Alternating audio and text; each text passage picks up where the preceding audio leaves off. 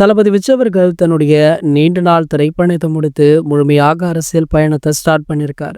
பல வருடங்களாகவே அரசியல் நோக்கத்துடன் தன்னுடைய மக்கள் இயக்கத்தை கட்டியெழுப்பிய விஜய் அவர்கள் இப்பொழுது முழுநேர அரசியல்வாதியாக மாறியிருப்பது அவருடைய ரசிகர்களையும் பொதுமக்களையுமே பெரும் உற்சாகத்தில் ஆழ்த்திருக்கு. சமூக வலைதளங்கள்ல பரவி வரும் கருத்துக்கள் இந்த மாற்றம் மக்கள் மனதில் பெரும் எதிர்பார்ப்பை உருவாக்கி இருப்பதாக காட்டுது. வழக்கம் போல பழைய கட்சிகளுக்கே வாக்களிக்க மாட்டோம், இப்போ விஜய் சருக்கு தான் வாக்களிப்போம், மாற்றம் வேண்டும் அப்படின்னு பொதுமக்கள் வெளிப்படையாகவே பேசுறாங்க. திரையுலகில் மிகப்பெரிய ரசிகர் வட்டத்தை கொண்டிருக்கும் விஜய் சார் அரசியலுமே அதே வரவேற்பை பெறுவாரா அப்படின்ற கேள்விக்கு தற்போது தொடர்ந்து பதிலடியுமே கொடுத்துட்டு இருக்காரு. கடைசியாக இவருடைய மதுரையில் நடத்தப்பட்ட மாநாடுல கிட்டத்தட்ட லட்சக்கணக்கான மக்கள் சூழ்ந்தாங்க. ஆகையால கண்டிப்பாக 2026 தமிழக அரசியல் வழக்கம் போல இருக்காது, இந்த முறை என்ன வேண்டுமானாலும் நடக்கலாம் அப்படின்றதற்கு எடுத்துக்காட்டாகவே அந்த மாநாடு அமைச்சது. கண்டிப்பாக தாவேகா திமுகவிற்கு செம டஃப் கொடுக்கும் அப்படின்றதுல எந்த ஒரு மாற்று கருத்துமே கிடையாது. இந்த நிலையில பாத்தீங்கன்னா தளபதி விஜய் அவர்கள் கடைசி படம் அப்படின்னு சொல்லப்படுற